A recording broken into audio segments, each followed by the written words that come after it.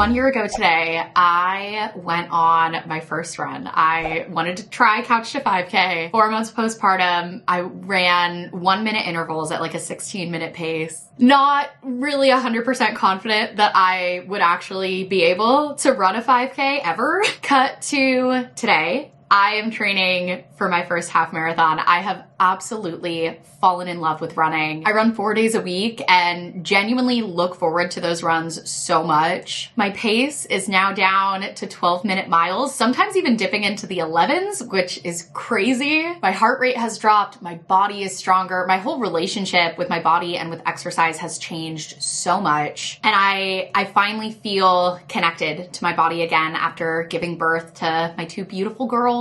I feel like I definitely kind of lost myself a little bit through that, which is so common, but running has helped me find myself again and connect with myself again, prove to myself what I'm capable of. And I'm so glad that I started. I'm so glad that I stuck with it, because none of that would be possible if I hadn't decided to just get up for that first run and then go on the second and the third, and weeks and months of consistency later, now I'm here. So I want to make a video with basically all of my tips and tricks on how to start running and actually stick to it. Obligatory disclaimer that I am not a doctor. I am not an expert. I would not even consider myself like an intermediate. I am a beginner, a regular person who used to hate running and now loves running, which is so weird. Like, I never would have imagined this being me. But if I can do it, I really believe anyone can do it. So I wrote down lots of notes for this video. We're gonna go through everything, and then I actually am doing a race tomorrow. Like I said, I'm in the middle of my half marathon training block. I'm on week 6. And my long run this week is 8 miles. And it just so happens there's it's such a random distance, but there's an 8-mile race in San Diego tomorrow. So I'm signed up for that. I went and picked up my bib today. I also bought something, but we'll go over that later in the video. I want to start with the tips, but I thought it would be fun to end this video with a little vlog of my race day. Here we go. First thing is, I really recommend just starting slow. I started with 1 minute run intervals, so I was mostly walking my first few weeks. And I think that was really important for me, not only to get comfortable with running, but it didn't feel overwhelming. And if you're really wanting to be in this for the long haul, the last thing that you want to do is burn yourself out right away, overwhelm your body. It's really just about time on your feet and getting used to running. So try not to worry about pace, which I have a whole nother section that we're going to talk about with pace. But when you're just starting out, take it slow. That gradual build is going to help not only build your aerobic base, but also keep you injury free. So start slow, start small, just go out and walk, and then try, running for 15 seconds, 30 seconds. Find your comfortable starting point and try to take your time building from there. Next, I'm being so serious here. Sign up for a race and then be really annoying about it. Tell everyone, tell your friends, your coworkers, your parents, post it on your Instagram. Capitalize on your excitement at the beginning, because at least for me, like when I am just starting something, my motivation is so high. So while that excitement is still really fresh, commit. Like, sign up for the race, pay the fee, tell everyone about it, and when you get to the hard parts of training, that gives you one less reason to just throw in the towel. I use race guides to find my race. You can just enter your city, the distance that you want to do. I think a 5K is a great distance to start with. Don't feel like you have to jump right to like a half marathon or a marathon. Like I said, start small, but 5 kilometers, 3.1 miles, that is still a lot, especially when you're just getting started. And I think it's a great distance that's kind of like a stretch goal when you're just starting, but not so unbelievable that you could get to that point. And sign up for a race that's like a good couple months away. Give yourself time to train and to work up to it gradually. I also really recommend picking a race that either doesn't have a time limit or has like a really accommodating course limit, something that gives you plenty of cushion with your pace, because the last thing you want to be doing is stressing about whether your pace is fast enough to finish the race and get your medal. I think just focusing on finishing regardless of the time really takes that like added pressure off, because if you're not quite there by race day, or the race just isn't going your way, you can always just run what you can and walk the rest to finish. Also, I think signing up for a race not only gives you that accountability, but it gives you a distance goal to work towards. And that was really helpful for me in keeping myself accountable and motivated. And if you're someone like me who has struggled with body image issues through your life, distance goals are something to work towards that doesn't have anything to do with what your body looks like. It's all about what it can do. And that's been like a really positive part of running for me. But whatever race you sign up for, whatever distance you decide on, just tell yourself that you're committing to getting to that start line. Like, running isn't for everyone, and maybe you won't love it. Maybe that race will be it for you, but commit to consistency until then. And then even if you don't love the running and decide that's not for you, you get to have the satisfaction of accomplishing that. And I really do think that the hardest part about running is the beginning. It takes some time for it to actually get enjoyable. So by committing to a race, a distance, you're also giving yourself some time to get through that hard part. Like, for me, still, the first half mile, still kind of sucks. Like, it takes me a minute to warm up. And so when I first started running, I was never really getting past that point. Longer distances now are so much more enjoyable for me. You get more comfortable with it. Your body adjusts. It becomes part of your routine. So sign up for that race. Be loud and annoying about it and tell yourself you are committing at least until then. And when you're training, consistency really is everything. Like, I found myself at the beginning really hyperfixating on distance and pace and all of these things when really all that mattered was showing up. And that's when you're gonna start to see and feel that progress. As a mom, that means virtually all of my free time I spend running. I do also do a run or two every week with my kids in the double stroller, but finding ways to incorporate running into your routine and your life is really key to consistency. And like, run tired, run on vacation, run even when everything in you wants to snooze that alarm. Show up for yourself. And, you know, it's a balance because there are times that you are going to need to take a few days off, whether it's you're sick, you're injured, you've got big life stuff going on, but try to be as consistent as possible because that's when the progress really starts to show. Okay, so you're signed up for a race. Now you need a training plan. I use the Runna app and I could not recommend it more. It has been such a game changer for me. And they are sponsoring this video, which is so cool because I love them so much. Runna has taken all of the guesswork out of my training and just made it really easy. And it's very beginner friendly. Runna outlines all the different types of runs. It gives me pace goals and it syncs with my watch. So I can run my Runna plan from my Garmin watch. It also works with the Apple Watch, or you can run it straight from your phone. Runna is a running coaching app, so you can get a customized plan that's perfect for your goals. They offer plans all the way from 5K up to ultra marathons and everything in between. So if you're wanting to get into running, but it all just feels really intimidating, Runna simplifies it all, lays it all out for you. So all you have to do is commit to showing up and following the plan, and Runna will get you to race day. I'm on week 6 of my half marathon training plan right now with Runna, and it's been awesome. So let me pull up the app and I'll show you a little sample of my plan, what I've got lined up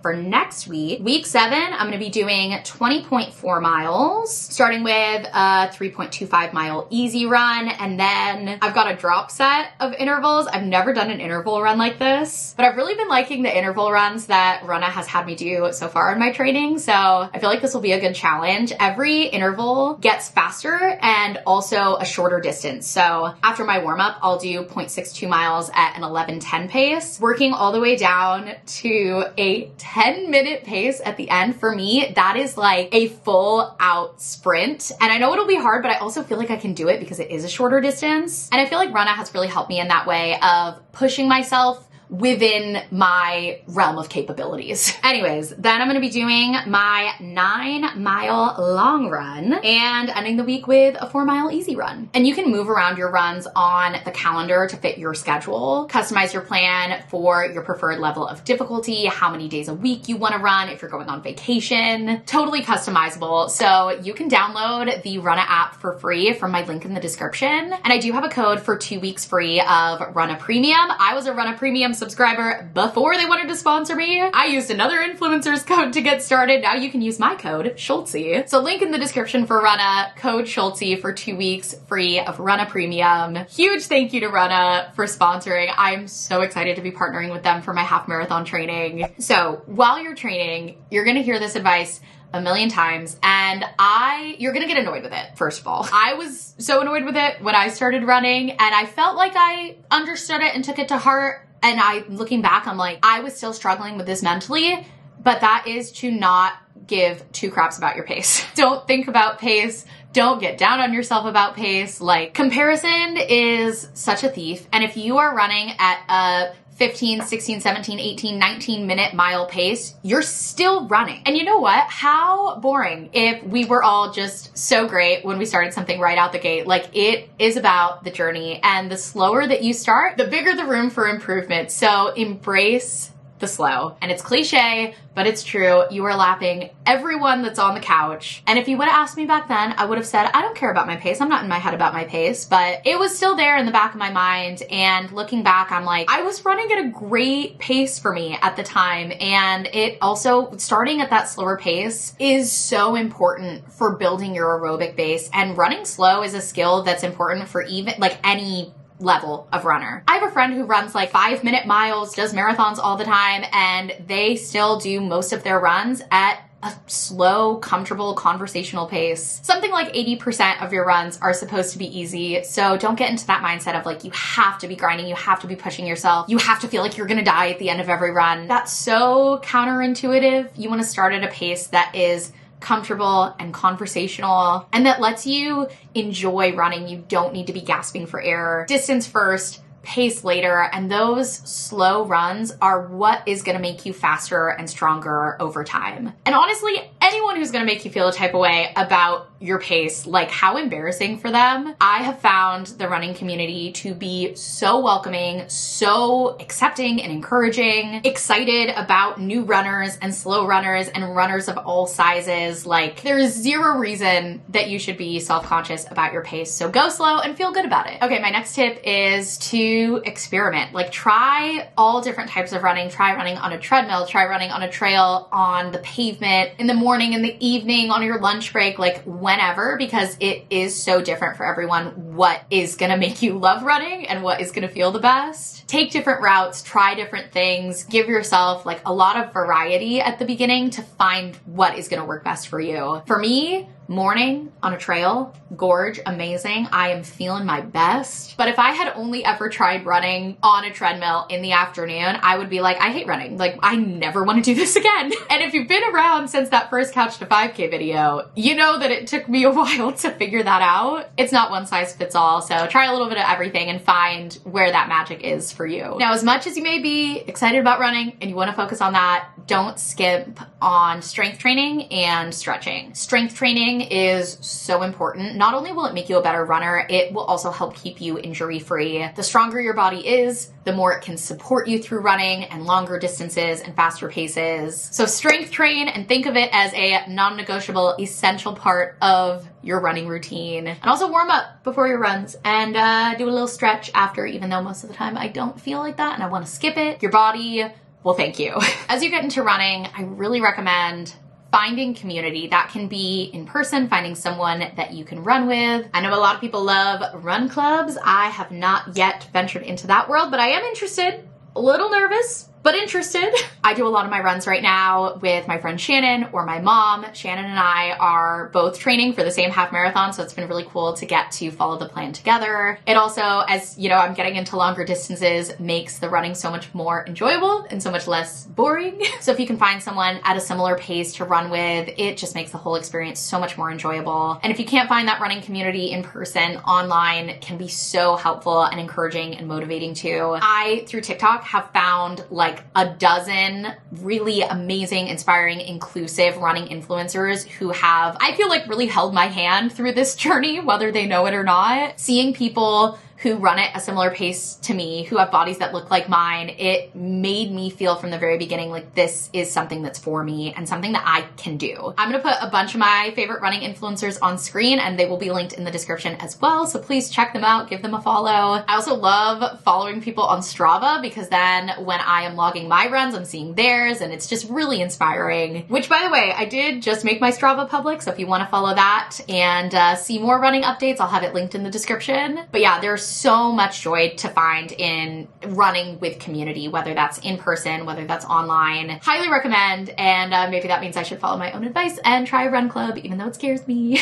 My next piece of advice is to celebrate all of your wins along the way, not just, you know, doing a race, getting your medal. Celebrate the run that you did that you didn't want to do, but you showed up and you did it. Celebrate the run that wasn't going great and you did it super slow, but you ran. The real race is all of the work and time and effort that you put in to prepare. So don't just wait until your race to celebrate all of the amazing things that you did as you're taking on running, because at least for me, I know I've heard this from a lot of people too, it can almost feel embarrassing to celebrate yourself. Like, I want to give disclaimers like, oh, I did this, but, oh, I ran this race, but I was slow. Oh, I ran this race, but it wasn't a marathon, you know. I've had to make a conscious effort to not qualify why I'm celebrating and just go ahead and enjoy my accomplishments. And I think that has been a big part of me continuing to have so much joy in running. And it's something that I think has helped me stick with running and help me stay motivated and stay excited about it. And it's something that I really don't want to lose. Okay.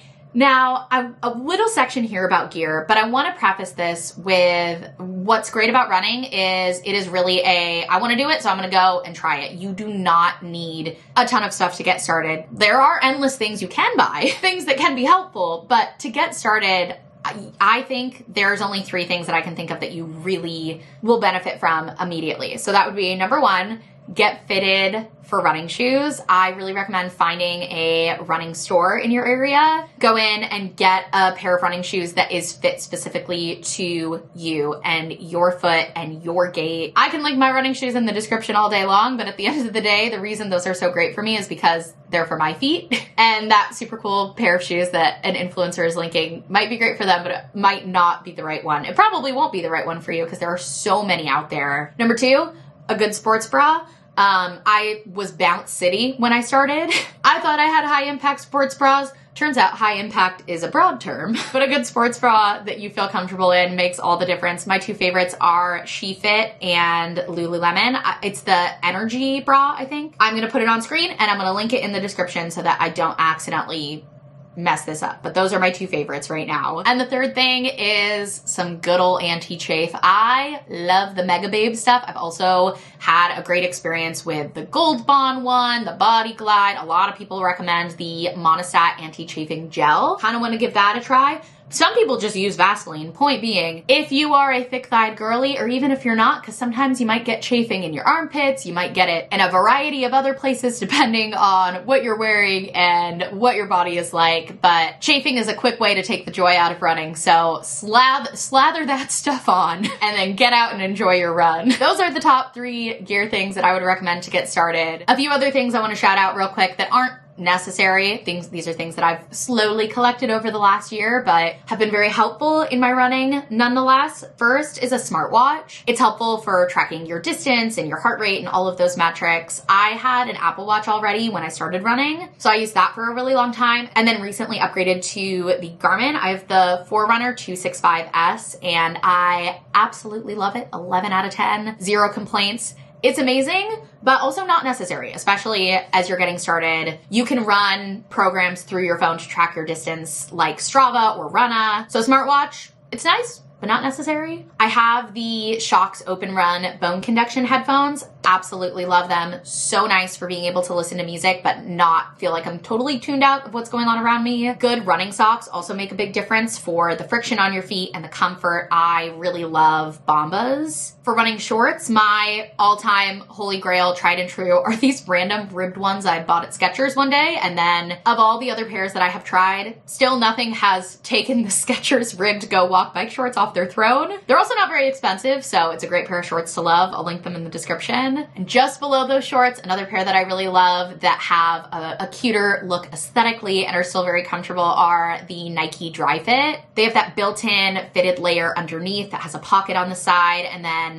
that cute, flowy, classic running short look on the outer layer. They're great, they're comfortable, they're breezy, but they don't really have a lot of compression. So for my long runs, I like to feel a little bit more support, which those Skechers shorts just chef's kiss. And a jogging stroller. If you have kids and you are trying to fit running into your life, having a jogging stroller and having the option to just take them with you on your runs is a game changer. The one I have is the Baby Trend double jogger, and it has been fantastic for me. It was also way less expensive than a lot of the other jogging strollers on the market. That being said, the one that I have seen the most people be like, this stroller is worth every penny, is the Bob. That's kind of like the top dog when it comes to jogging strollers. My sister-in-law has one. I have pushed it. It is amazing. But the Baby Trend, still great. Very happy with my purchase, and I use it all the time, even when I'm not running, because it just pushes super smoothly. It's got the big wide handlebar, the cup holders, the tray, good under storage, everything. And that is the end of my notes. So thanks for listening to me yap about running for so long.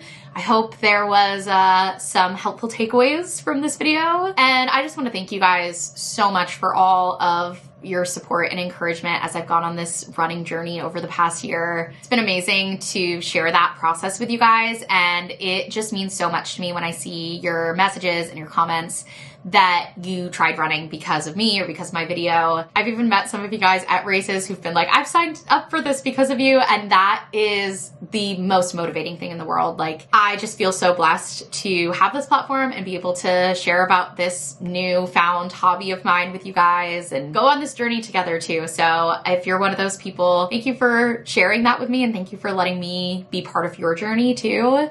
I'm gonna go downstairs and eat some Indian food that I just got delivered. That is my meal of choice before my race tomorrow. And then get ready for the 8-miler. Wait, hold on, not yet. I forgot to show you guys my my running purchase today that I have deliberated on for so long and finally pulled the trigger. I got a vest. I have been hesitant for the vest because I felt like it was gonna feel bulky and uncomfortable, but at this point, as I get into longer distances, my pockets can only be stuffed with so many snacks. And also, I needed to figure out a hydration strategy because I tried the handheld water bottle and I wanted to love it, but I just didn't. I couldn't get past that feeling of just being annoyed with having to carry something in my hand the whole time. I've tried just planning my routes to be near water fountains or looping back to my car, but I think it's time. And when I went to pick up my bib today, it was at the Roadrunner Sports store and they had all these different hydration vests. So I was like, okay, let me just try some on, because that's the other thing. There's like so many options and they're expensive, and I didn't want to just order one online and then like, what if I don't like the way it fits? What if I got the wrong size? So tried on a bunch of them. I ended up deciding on this Nathan Pinnacle Featherlight vest. It is super lightweight. It's like mostly mesh, which I love the way this feels on. It has a double clip in the front, which I've heard also vests like this can add a little bit of extra chest support. So I'm excited about that as a possible side benefit. This felt so incredibly comfortable on, like night and day difference from all the other ones I tried on at the store. This one was like leagues above them. It's comfortable. It's light. It's got so many pockets that I can shove full of applesauce and Nerds gummy clusters. And it comes with a water bottle, soft flask. This is 14 fluid ounces and fits right here in the front pocket. So I am super excited about this, and as hard as it is, because I really am excited to try it for an actual run, I'm not gonna wear it tomorrow for my race because I need to follow the advice of nothing new on race day. But immediately my first run next week, we're trying out the vest. So I will update you guys on that. Okay, anyways, Indian food, let's go. Oh, and I need to take my sports bra out of the wash and hang it up to dry because I will be needing this for tomorrow. Oh, this is like my dream meal before a long run. I freaking love Indian food. It is so good. And also I get a good amount of carbohydrate in this to fuel my body through my run tomorrow. We've got the rice and the potatoes and the naan. I'm excited for my race tomorrow. Kind of like a random distance, but my Runna training plan had me doing 8 miles this weekend for my long run. And I saw this race and I was like, wait a minute, that's literally so perfect. And I don't normally get a medal at the end of my long run, but that's cool.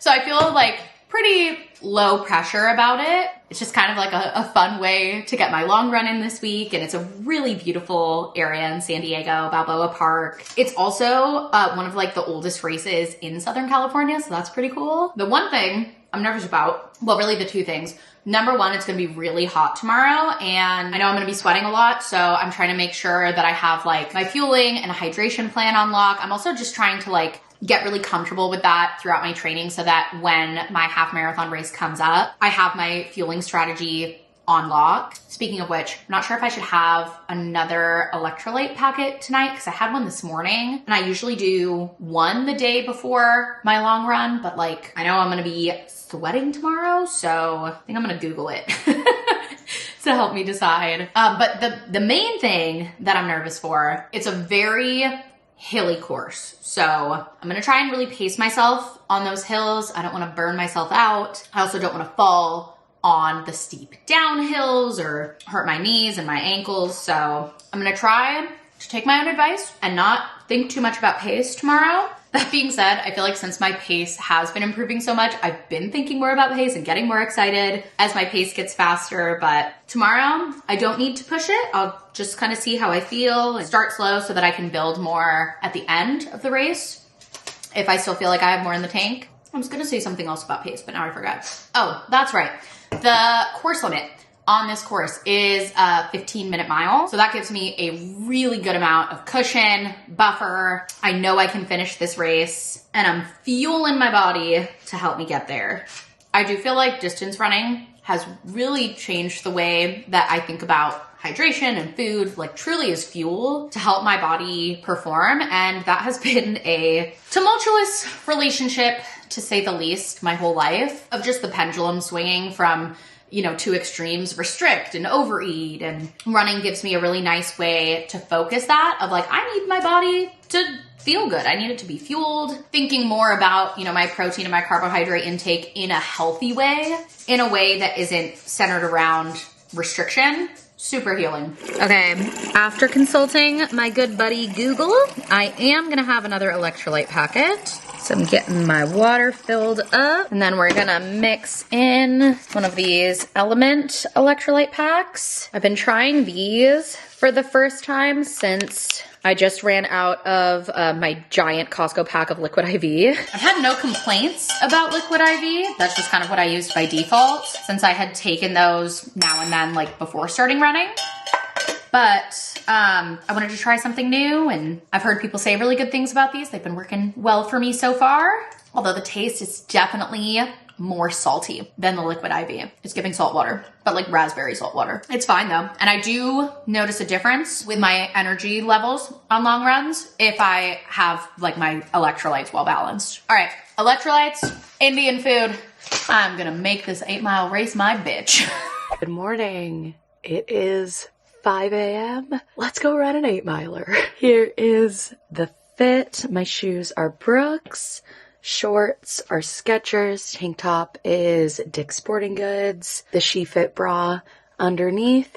Headband is Lululemon. And I'm just now seeing I almost left my sunglasses sitting right over there. Sunglasses are gooder. There we go. Got my bib and my race fuel. Can't forget this. And then on the drive there, I'm gonna drink my Celsius. Eat some pretzels, and I think I'm just gonna have this banana right now. Let's go. I'm crying in the club. I went to walk out the door and this was sitting right there. Actual #1 running hack is just having a supportive partner. I'm only able to do all of this because of the support from Steven and taking the kids for early mornings so I can get this time. I'm very, very lucky.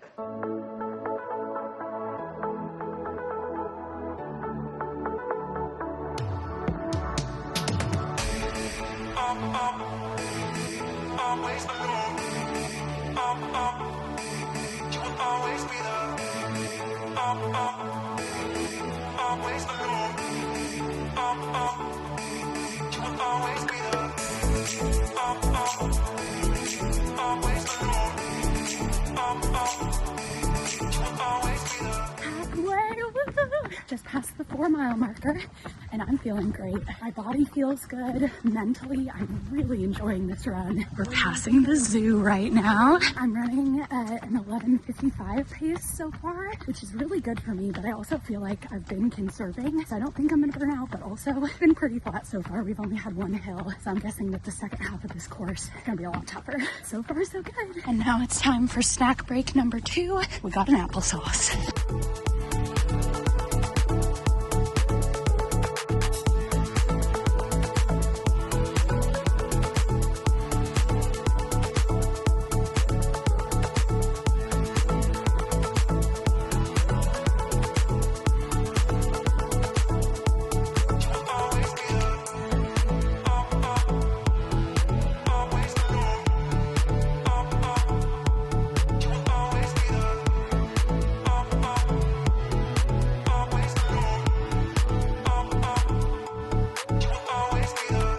Just finished the race and I feel so good. That was so much fun. My final chip time was 1 hour, 35 minutes, 49 seconds. Came in under a 12-minute pace, which I feel super proud of.